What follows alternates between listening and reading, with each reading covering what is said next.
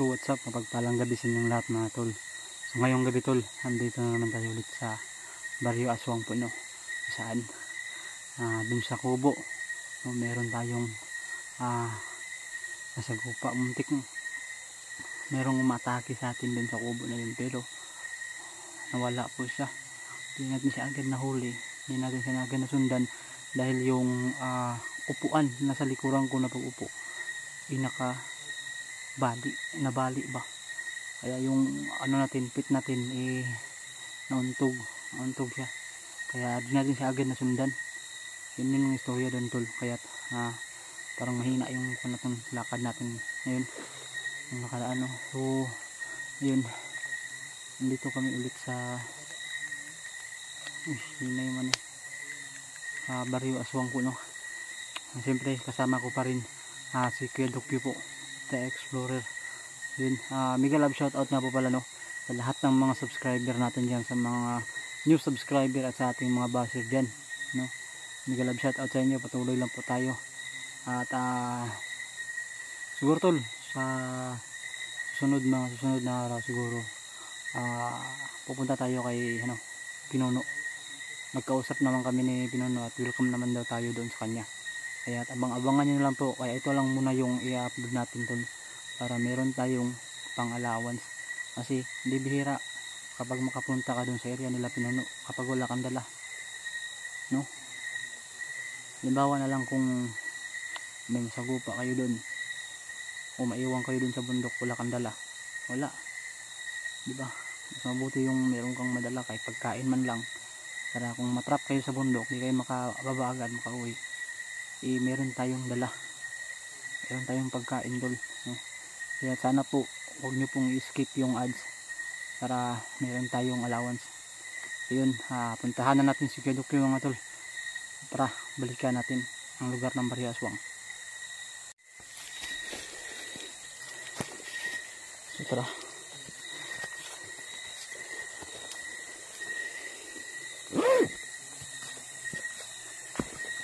Andun si Kuya Dokyo. Andito na tayo. Hindi masyadong makaguro mga ilaw nasa ilalim. Hina yun yung ilaw natin sa tayo masyadong malata, kasi nung nakaraan mayroong huli si Dokyo, siguro napagaling agad.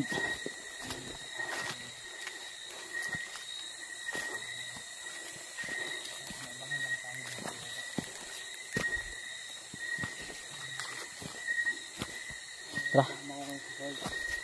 Yun. Ngayon nahuli mo Kuya Dok, napagaling mo agad yan. Sayang yung pagpunta ko dun sa kubo ba. Iba din yun. Bakit? Yung pinagmasdan ko sa bahay ba. Nagmasdan ako sa kanyang bahay. Tapos iba yung kinikilos niya. Ano nangyari doon? Hindi ko siya nahuli kasi bigla siyang lumipad sa akin lumabas sa kanyang pintuan ba, lumipad siya at inatake ako. Hindi ako nakaporma agad dahil pag upo ko, kasi yung upuan na naupuan ko, nabali yung upuan, nauntog yung puwet ko, wala, hindi ko siya nahabol. Ano ba? Baka andyan pa yun, balikan natin. Hindi.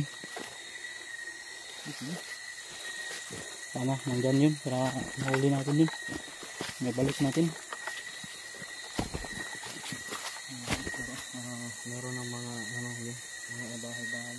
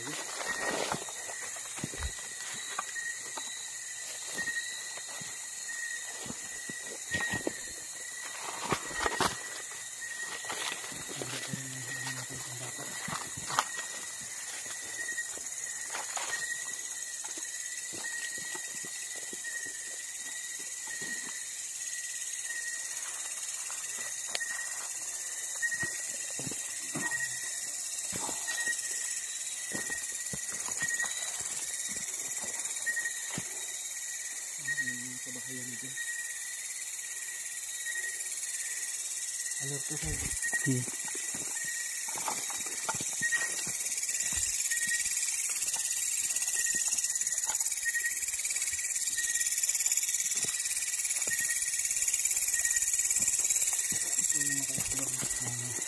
isip muna natin yung isang kubo dito dahil dyan ko huling nahuli yung babaeng aswang.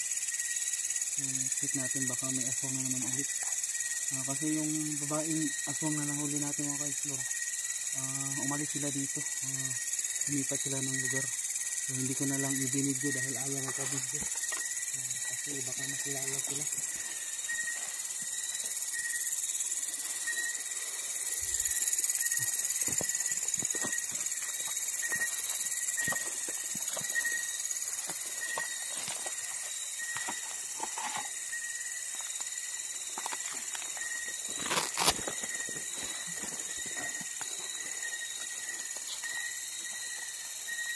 Meron ba? Sige. Wala naman tayo narinig na boses ngayon pero i-check pa rin natin. Buti yung tignan natin. Wala naman. Ano daw? Yeah. Wala daw. Sa ilalim baka sa ilalim.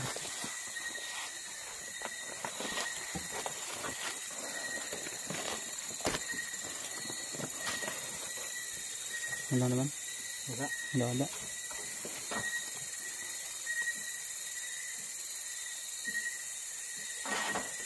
Guys, doon tayo, papasukin natin yung kabahayan doon.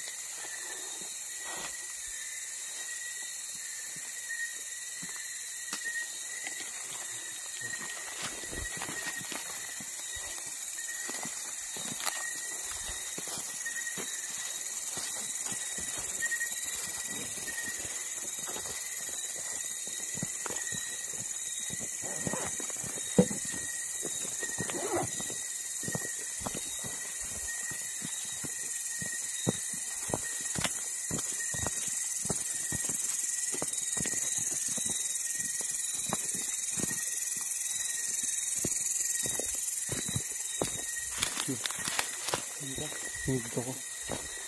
Dito sa kabilang daan. Sige. Ingat na, ingat. May ano dyan, karugtong lang yung daan dito at dito. Oo. Abot lang, magkita tayo dyan. Sige. Yeah.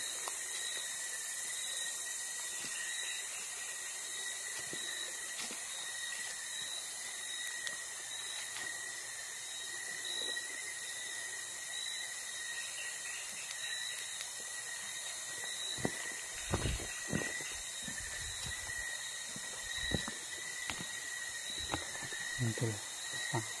Hindi ko kayo daan. Skadak yung doon sa kabila. Pero isa lang yung namin. Daanan na to.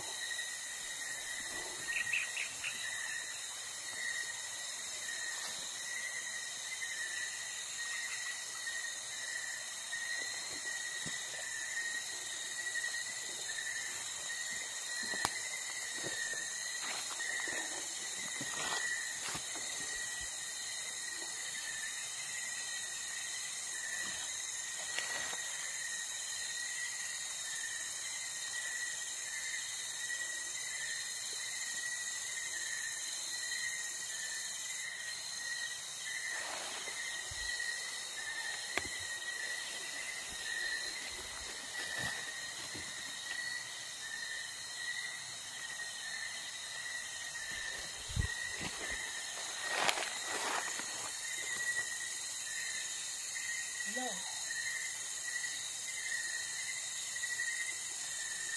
Hello kasi.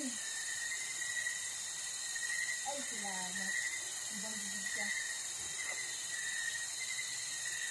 Nakipigli na gamay dito sa kanila.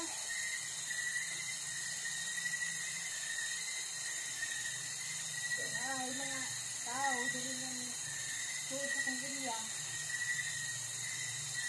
Kuha nila ang tuwid na katao.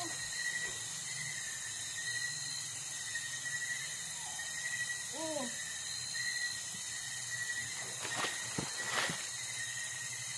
Mahilo.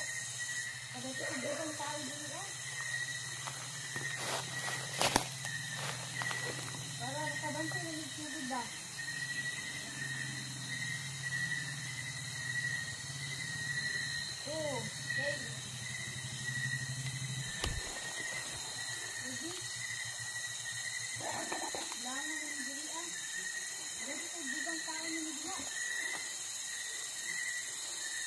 Abot ako. Sige kasi. Salamat. Bye-bye, bye-bye.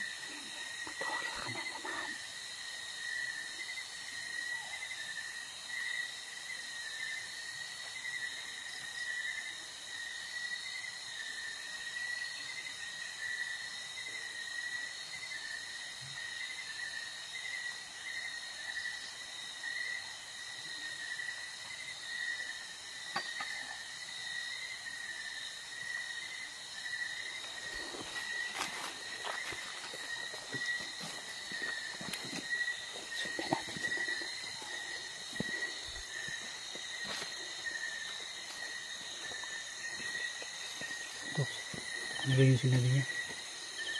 Narinig mo? Sabihin siya ng mga kasamahan, paputahin daw dito. Kasi may tinawagan siya sa cellphone niya. Wala. Pasunta natin. Sundan natin.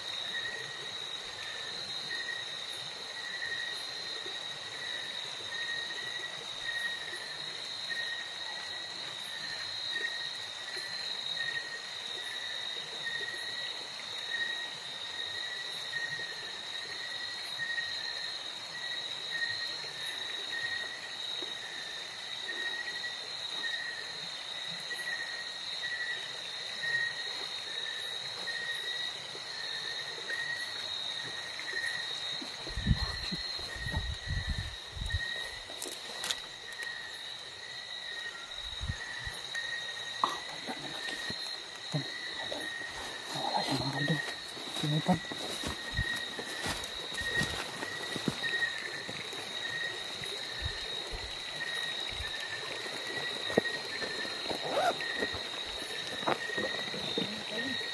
Lumipad si Kuya Dox.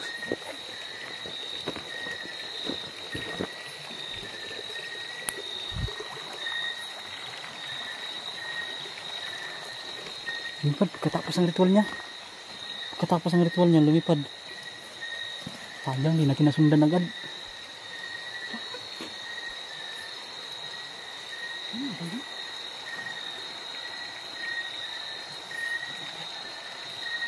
Lumipad pagkatapos niyang mag-ritual. Oh.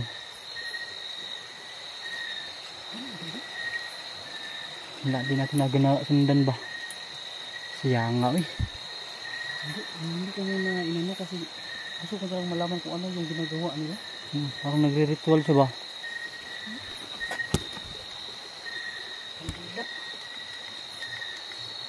Pero isa lang kandila yung gamit nila, no? Ano nga yun? Saan kaya yun? Simple. Nawala po yung nagre-ritual dito. Pero nagtawag po siya ng mga kasamahan. Di ba kaya nakatunog yun sa atin niya?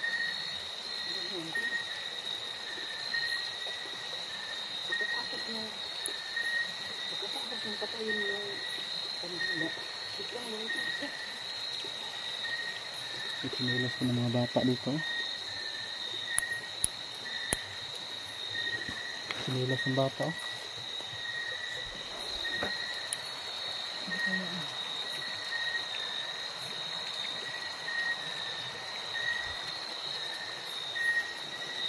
Ganun pala yun, ha? Pag nagtapos nilang magdasal, lumilipad sila. Lipad agad. Pero yung iba,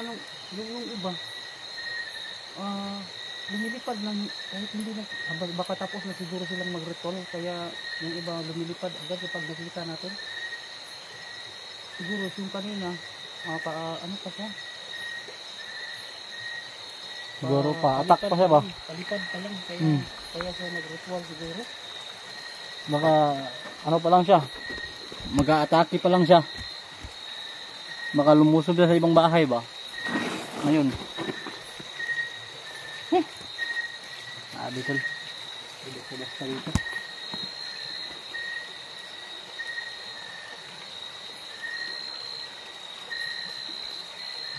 Natin yung gabi yun po. Sige. Tama na. Ayan.